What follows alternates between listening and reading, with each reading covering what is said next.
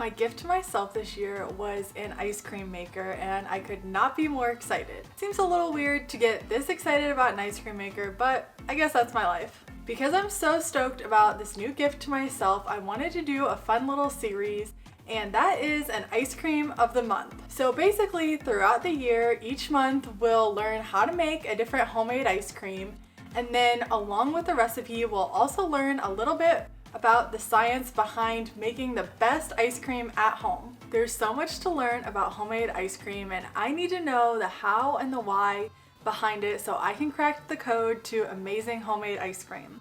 So that's why each month we're gonna learn about a new and different topic so that way we can learn to make the best ice cream all at home. Now don't worry, if you find this series down the line, I will link up all the posts and all the videos so that way you can find everything that we've made throughout the year. But for our first ice cream, we are making a delicious Skrewball peanut butter whiskey ice cream. If you're just here to learn how to make the homemade Skrewball ice cream, then stick around because we're going to be talking all through that recipe. But if you want to learn about our sciencey topic of the month, we're going to talk through the best home ice cream maker, as well as some glossary terms that you need to know about ice cream, and finally, how to properly store your ice cream. So make sure to stick around for those. And of course, if you enjoyed today's video, I would love for you to hit the thumbs up as well as consider subscribing so that way you can stick around and see our whole series throughout the year.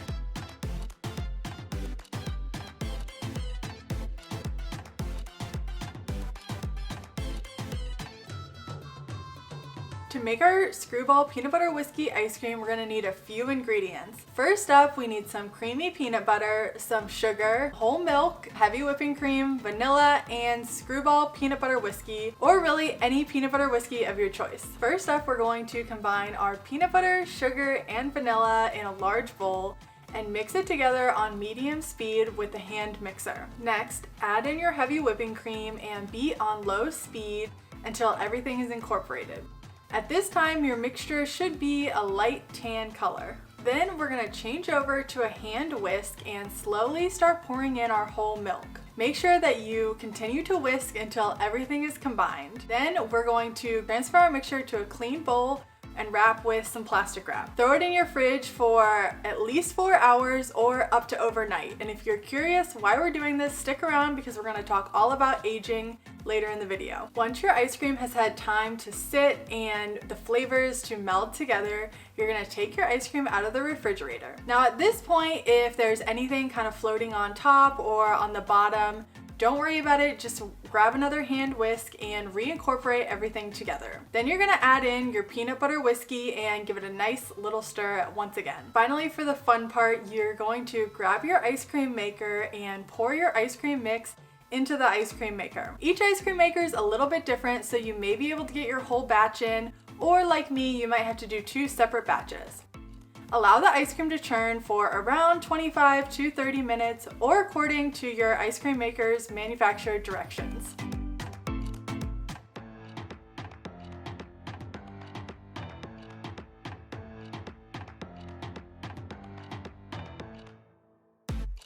At this point, your ice cream will be on the soft side, so scoop it out into a shallow plastic dish and allow it to harden in the freezer for a couple of hours.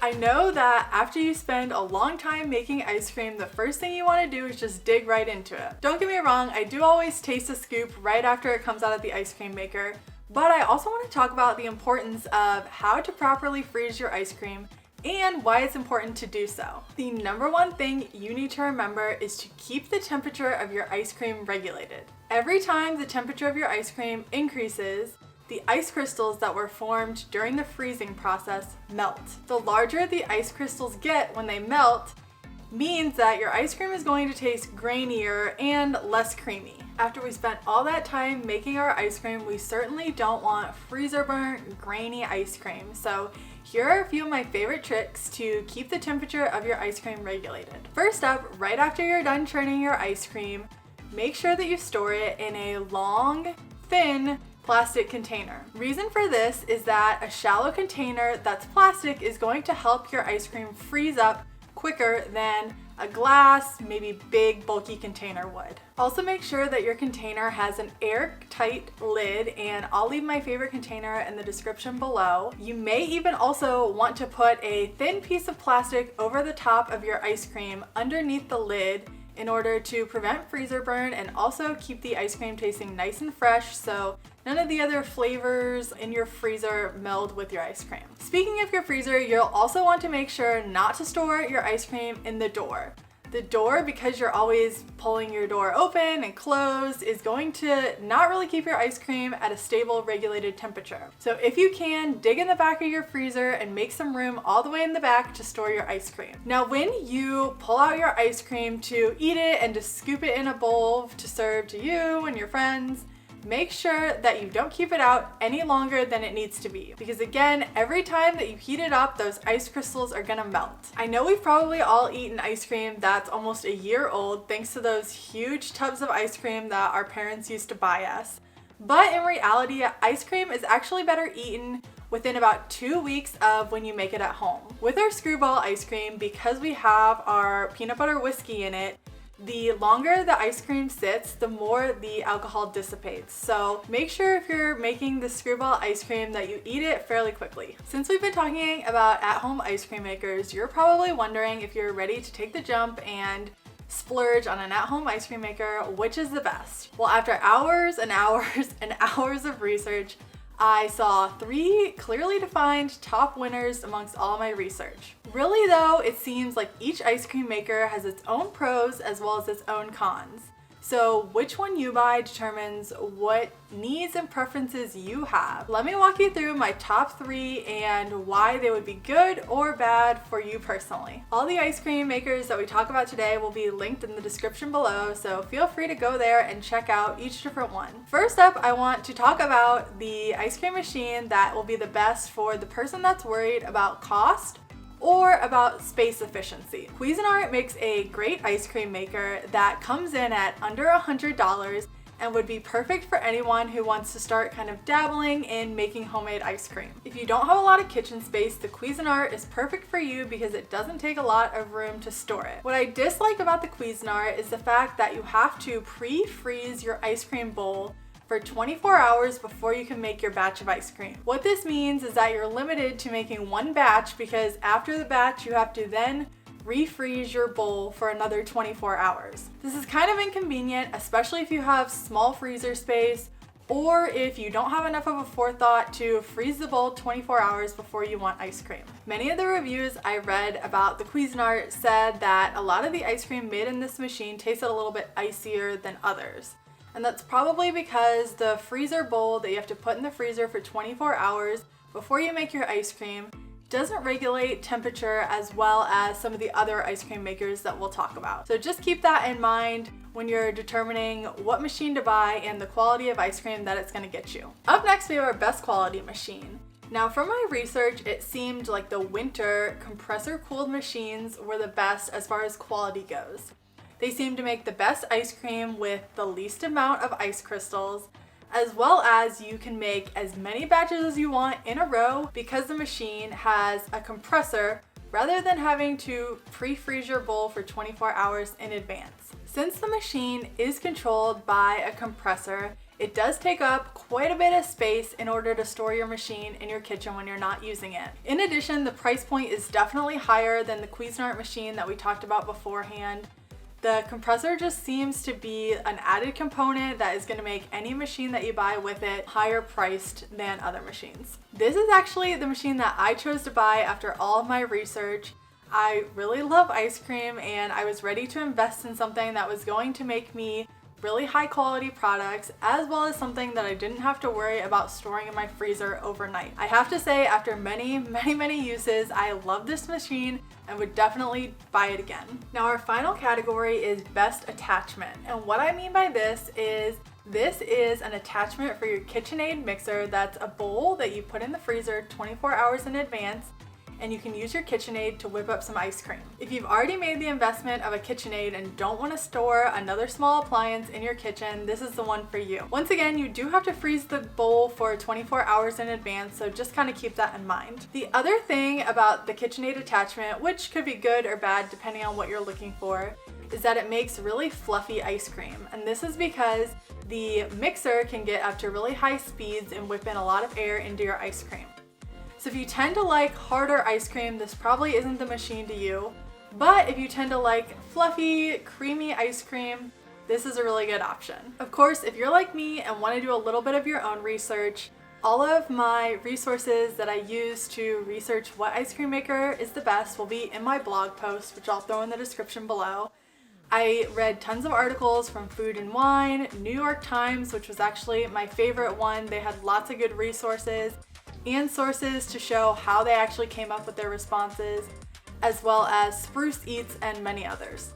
So now we're ready to move on to our ice cream terminology. And I know this is a bit nerdy, but I find that when you know the different terms and the reason why behind our ice cream recipes, it's going to help you make better ice cream at home. Our first term is air. Air is actually the secret ingredient in ice cream that makes ice cream ice cream. Air gives ice cream that creaminess and softness that we all love. The amount of air in ice cream is actually defined as overrun, which we'll talk about in a minute. The amount of air that can be whipped into your ice cream is really determined by your machine. Obviously, at-home machines aren't gonna have the same strength as commercial machines, so just keep that in mind when you're making ice cream at home. Next, we have aging or maturing. Ice cream made with eggs in the base is going to be very important to be aged before churned. This allows the mixture to cool down before you churn it. However, experts also suggest that aging ice cream bases has more of a reason than just to cool it down. It allows the flavors to meld and come together, which will happen by aging your base for a minimum of 4 to 6 hours or even up to overnight. The exceptions to this rule is when you add alcohol to a base, like we're doing with our peanut butter whiskey, and that's why we add it right before we churn the ice cream so we don't lose that flavor. Butterfat is an important term that you need to know. Butterfat is the fat that we use in our ice cream, such as cream, half and half, or milk. Butterfat plays a huge role in the texture of our ice cream. Too much butterfat and you'll end up with a greasy aftertaste.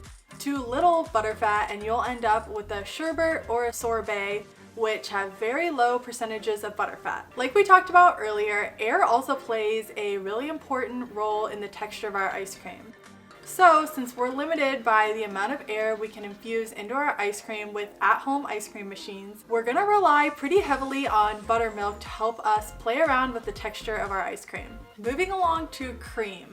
Cream is actually the main butterfat that's used in most ice cream. Depending on what kind of cream you're using will determine the varying amount of butter fat percentage in the cream. For example, heavy whipping cream has higher fat content than, say, half and half. We talked about ice crystals earlier, and ice crystals are a very important term in ice cream making. Our main goal is to keep our ice crystals small so that way we can achieve a silky, smooth ice cream. As I mentioned with home machines, that can be kind of hard because the ice cream machines at home don't get as cold, don't grip the sides of the bowl, or get up to the speed that commercial machines do. Up next we have milk, and milk helps add water as well as fat to our ice cream. Different types of milk, such as whole milk or skim milk, are gonna have different percentages of butterfat. So make sure that you read your recipe closely in order to ensure the best product possible. Moving on to Overrun. Simply put, Overrun is the amount of air in your ice cream. It's the volume of air relative to the initial volume of your ice cream base. Overrun can range anywhere from 15% up to 100%. Typically, the higher quality of the ice cream, the less overrun that will be produced. Let me give you an example. So you know that cheap ice cream that we all used to eat as kids that was in that like big plastic bin that had like a red or a blue handle. That cheap ice cream has just under 100% overrun, or sometimes even a little over 100% overrun. Compared to a higher quality ice cream like Haagen-Dazs, they have around a 20% overrun. Last but certainly not least is sugar. Now sugar, in addition to adding some sweetness to our ice cream, also keeps our ice cream soft. Why? Well, sugar lowers the freezing point of the water in the ice cream, thus keeping everything soft so our whole entire ice cream doesn't freeze up. Depending on the type of sugar you put into your ice cream base will determine kind of how it affects the chemistry and the makeup of your ice cream. Those were quite a few terms, but I really think that they're going to be useful in our ice cream journey together for our Ice Cream of the Month series. They're going to help you learn how different things affect your homemade ice cream. Thanks again for joining me for this first part in the series. I hope that you'll consider following along and subscribing. If you have any questions about which ice cream maker is best for you, or any questions about any of the things we talked about today, feel free to throw them in the comments below. And I hope to see you guys all for our next video.